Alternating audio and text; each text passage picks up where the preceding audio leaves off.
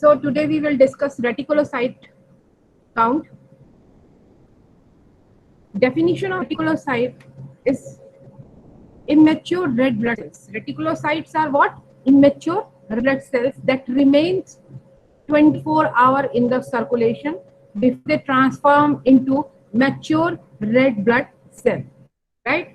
Immature red blood cell means they contain nucleus that contain ribosome and RNA, that is nuclear material. They are immature RBC that remains 24 hours in circulation before they transform into mature RBC.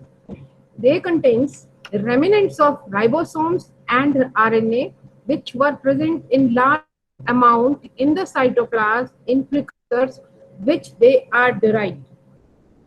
They contain remnants of ribosomes, right, and RNA, ribonucleic acid, which lies in nuclear chromatin, which are present in large amount in the cytoplasm in the precursor, which they are derived. Actually, in precursors of red blood cell, there is a large amount of these material because precursors of red blood cells are nucleated. There is a presence of nucleus in precursor of red blood cells जिनसे RBC बन रही है.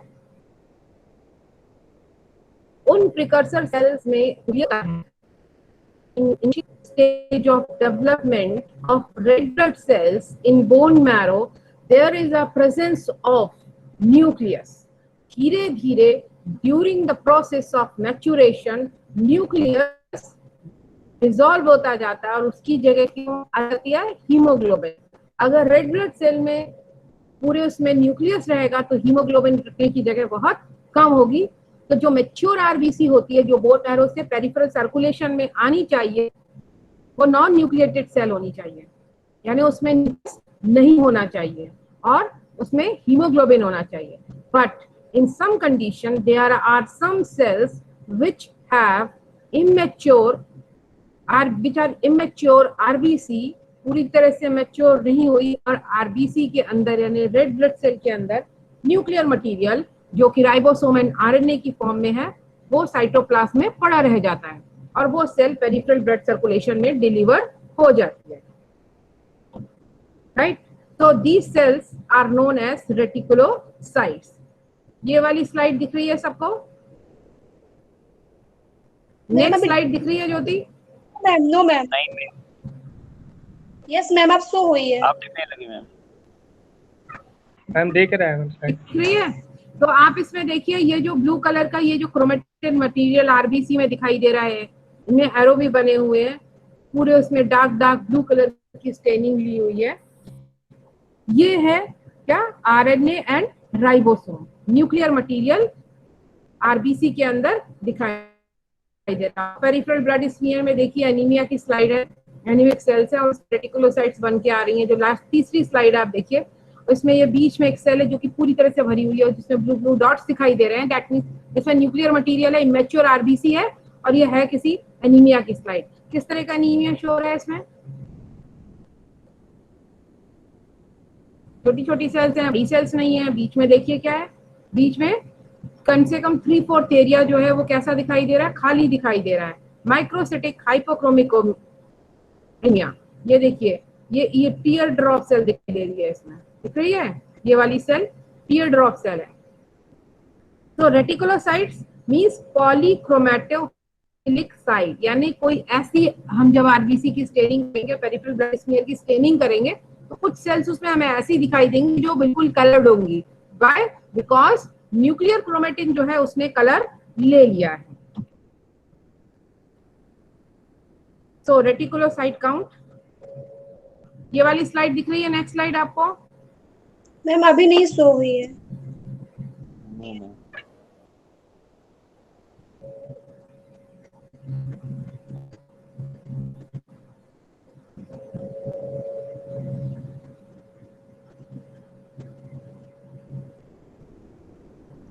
Yes ma'am. दिखने लगी ma'am. Reticulocyte counts. Yes ma'am, दिख रही है. So purpose of testing of reticulocyte is number one, reticulocyte count help in monitoring anemic patients under treatment, right?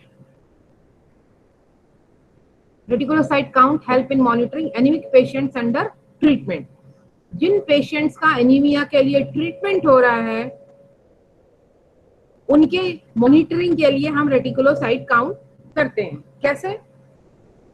Suppose if a patient is anaemic because of any reason और cause को हम treat कर रहे हैं, यानी कि suppose iron deficiency anaemia है और हम उसे आयरन थेरेपी दे रहे हैं, तो उसमें क्या होगा, जो आयरन की कमी से एनीमिया हो रहा था यानी आरबीसी का कम फॉर्मेशन हो रहा था, वो तेजी ज्यादा फॉर्मेशन होगा. कोई भी चीज जब तेजी से बनती है, ज्यादा बनती है, तो कुछ जल्दी में क्या हो रहा है, इमेच्योर आरबीसी पेरिफेरल ब्लड में आ रही है. इससे ये भी पता चलता है कि अगर नंबर ऑफ रेटिकुलोसाइट काउंट बढ़ रहा है, इसका मतलब है कि आरबीसी का प्रोडक्शन बोन मैरो के अंदर बढ़ रहा है, यानी जो हम ट्रीटमेंट दे रहे हैं वो सही डायरेक्शन में जा रहा है. तो reticulocyte count help in monitoring anemic patient under treatment. दूसरी चीज, determine the state of increased erythropoietic activity. से चीज, अगर किसी भी वजह से erythropoietic activity, that means RBC production is increased, that means the state of increased erythropoietic activity is present in bone marrow if the number of reticulocyte count is increased. Number third, access bone marrow activity. Bone marrow की activity को access कर सकते हैं. अगर reticulocyte count बढ़ रहा है तो बोन मैरो की एक्टिविटी ज्यादा है, रेटिकुलोसाइट काउंट 0 के बराबर है, नील है, तो in that case bone marrow suppression हो सकता है.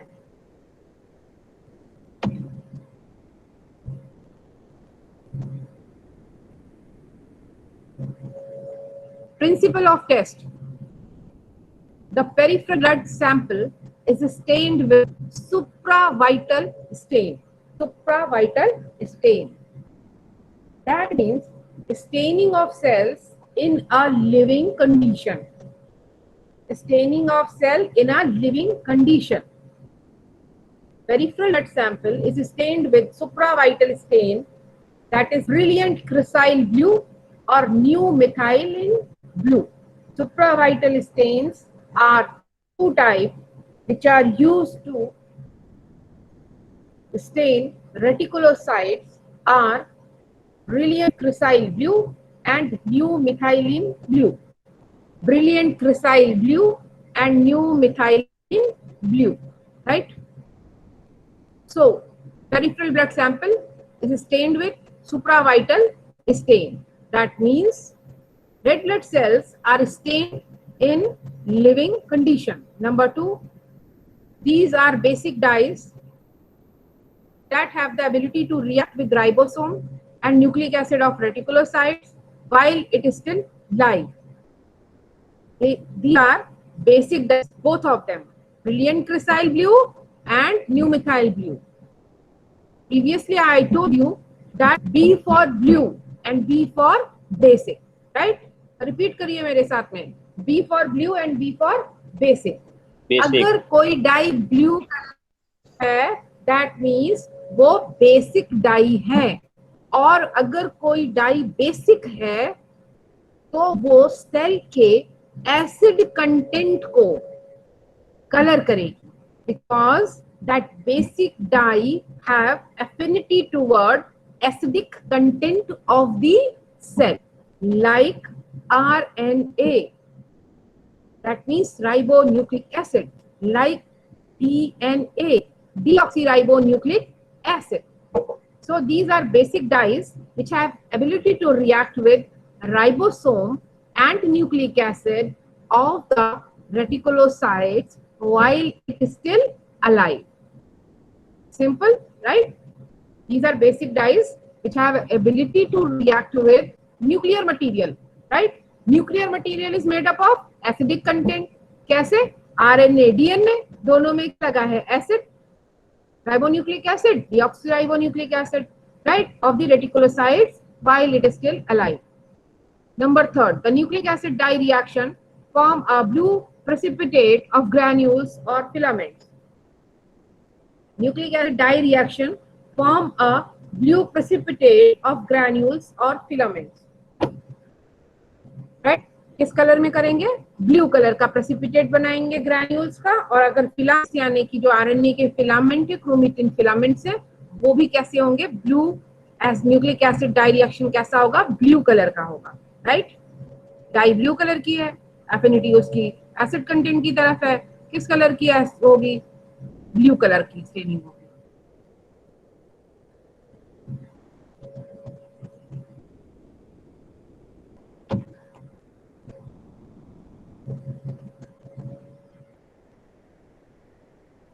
स्टेइंग मेथड सिंपल, हमें सेल्स को लिविंग कंडीशन में स्टेन करना है। हमने क्या करना है?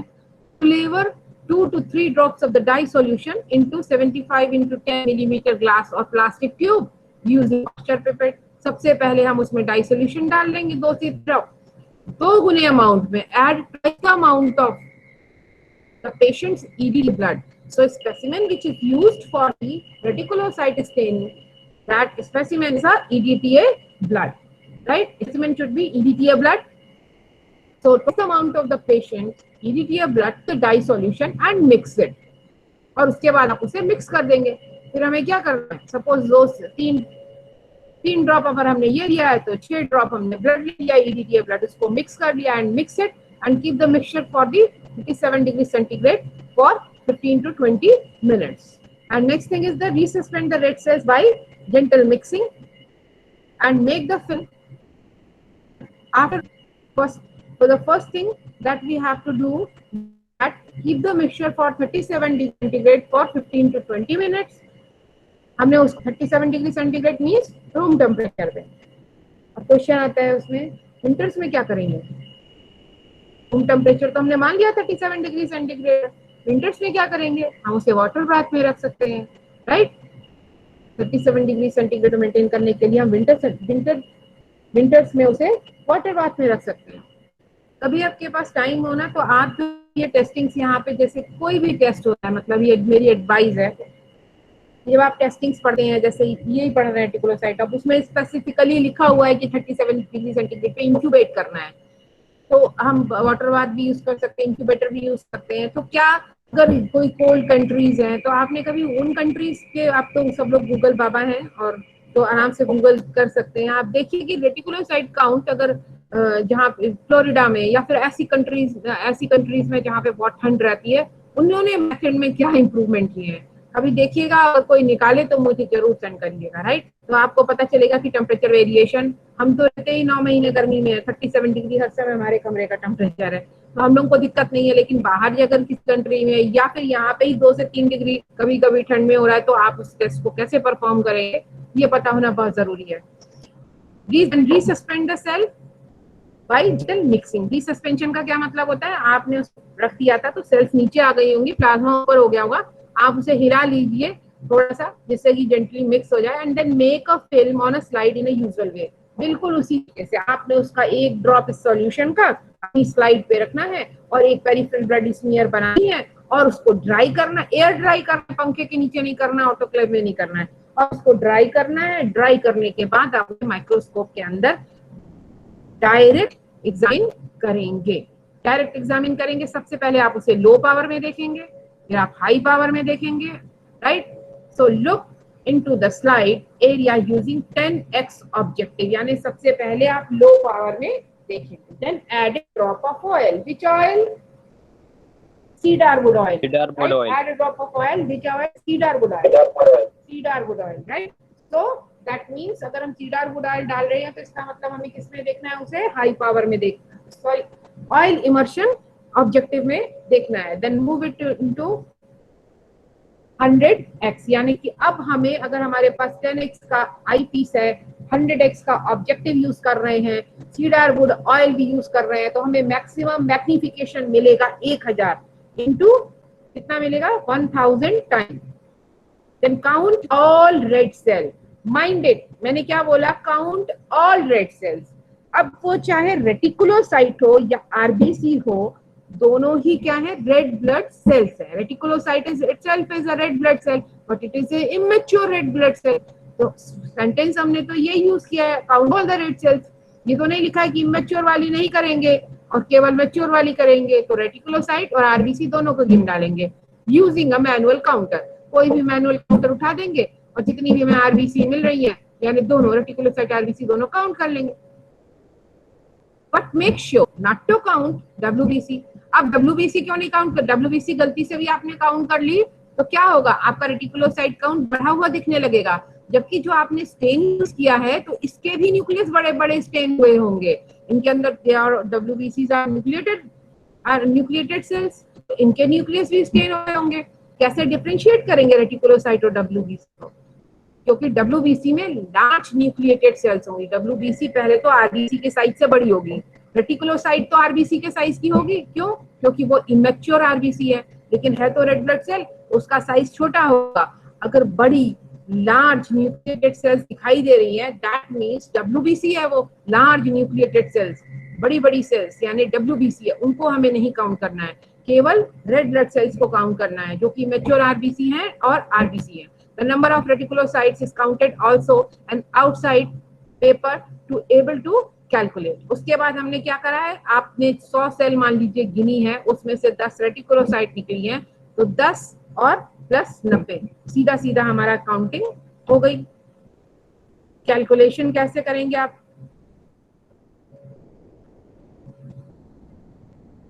नंबर ऑफ रेक्टिक्स यानी सॉरी परसेंटेज ऑफ रेक्टिक्स। जब हम किसी पूरी सेल्स को गिन रहे हैं और साथ में उस सेल को भी गिन रहे हैं जिसका हमें इन्वेस्टिगेशन करना है, तो उसको बेसिकली डिनोट करते हैं परसेंटेज पे। तो फिर आया परसेंटेज ऑफ रेक्टिक्स और that means percentage of reticulocyte is equal to number of retics. Number of retics सोचो 10 मिली, total number of red cells 100 गिनी थी, है ना, ऊपर हमने लिख दिया 10, नंबर ऑफ रेक्टिक्स हमें मिली 10, total number of red cells मिली सपोज हमें 90, टोटल मिला के 100 into 100। So total number of red cells and recti is equal to rectix and RBC। Total number of RBC की अगर हम बात करेंगे तो दोनों आएंगी, चाहे वो इमेच्योर आरबीसी हो और चाहे वो मैच्योर आरबीसी हो, यानी चाहे वो रेटिकुलोसाइट हो चाहे वो आरबीसी हो। कोई भी 10 फील्ड में हमने 10 माइक्रोस्कोपिक फील्ड में हमने सेल्स गिन डाली। If the count of RBC is 200, right? 200 और 25 रेक्टिक्स है उसमें field, that means we have 5 field, we will have total of 1000 RBC and रेक्टिक्स। सीधी सी बात हो गई कि हमने 1000 हमने गिन डाली है RBC and retics. The calculation will be as percentage of retics is equal to number of retics divided by 1000 cell गिनी थी हमने is equal to into 100 is equal to percentage of retics is equal to n। कितना आया, C 10 आया, right. So number of retics 0.5 to 1.5% और number of retics in neonates is around 2.5 to 6%। आप clearly देख सकते हैं कि neonate means newborn. Neonate कितना होता है, 4 हफ्ते तक, 28 दिन या 4 हफ्ते। इन्फेंट होता है 1 साल तक, चाइल्ड होता है 5 साल तक, right. So number of retics in neonates is around 2.5 to 6% बढ़ा हुआ होता है, क्योंकि उनमें बच्चों में तेजी से एप्लीकेशन हो रहा है, जल्दी से आरबीसी बाहर निकल रही होती है, सेल्स मल्टीप्लाई हो रही होती है, ग्रोइंग एज है, तेजी से बच्चा बढ़ रहा होता है, तो नंबर ऑफ आरबीसी बढ़ रही होती है, इसलिए उसमें रेटिकुलोसाइट काउंट ज्यादा होता है। सोर्सेस ऑफ एरर कहाँ हो सकते हैं, जैसे कि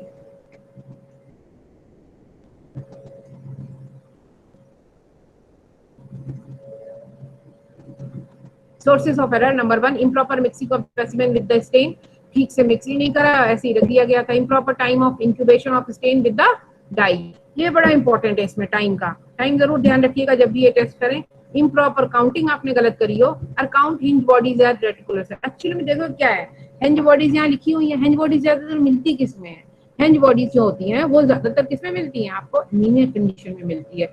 और एनीमिया के केस में तो हम रेटिकुलोसाइट काउंट कर रहे हैं, क्यों, क्योंकि हमें तो मॉनिटरिंग करनी है, क्या, बोन मैरो एक्टिविटी मॉनिटरिंग करनी है। हमें ये देखना है क्या जल्दी हमारे जो ट्रीटमेंट दे रहे हैं उसका कोई रिस्पॉन्स आ रहा है कि नहीं आ रहा है। तो बेसिकली तो हम रेटिकुलोसाइट काउंट यूं ही करने नहीं जा रहे हैं। बेसिकली तो 3 ही कंडीशन थी हमारे पास, या तो हम बोन मैरो की एक्टिविटी देखना चाहते हैं, या हम ये देखना चाहते हैं कि बोन मैरो पे जो दवाएं दे रहे हैं उसका इफेक्ट क्या हो रहा है, या फिर बोन मैरो में अपने आप को इरिथ्रोइड हाइपरप्लेजिया तो नहीं हो गया, यानी आरबीसी बनाने वाली सेल्स का हाइपरप्लेजिया प्रिकर्सर सेल का तो नहीं हो गया है, जो उसमें कोई प्रॉब्लम तो नहीं जिसकी वजह से आरबीसी ज्यादा बन रही है तो ज्यादा number of reticulocytes blood circulation में आ रही है, राइट। सो हमारा पर्पस जो था रेटिकुलोसाइट काउंट करने का वो तो सिर्फ इतना ही था कि हम इसलिए देखना चाहते हैं कि बोन मैरो एक्टिविटी किस तरीके की है बेसिकली ना, या हम कोई ट्रीटमेंट दे रहे हैं बोन मैरो एक्टिविटी बढ़ाने के लिए, आरबीसी को ज्यादा बनाने के लिए, तो वो हम उसे मॉनिटरिंग करना चाह रहे हैं। तो specially those conditions are what, conditions are anemia, or in anemic condition, some of the anemic condition there is the presence of hinge bodies. hinge bodies क्या होती है, देखिए इसमें एक कोने पे ये डॉट दिखाई दे रहा है ना, न्यूक्लियर मटेरियल, इस तरह की टारगेट न्यूक्लियस होते हैं जो कि कोने में होते हैं, एकदम पेरिफेरी पे होते हैं। इनको हमें रेटिकुलोसाइट की तरह नहीं काउंट करना है, right. So this is all about your reticulocyte count. Any questions?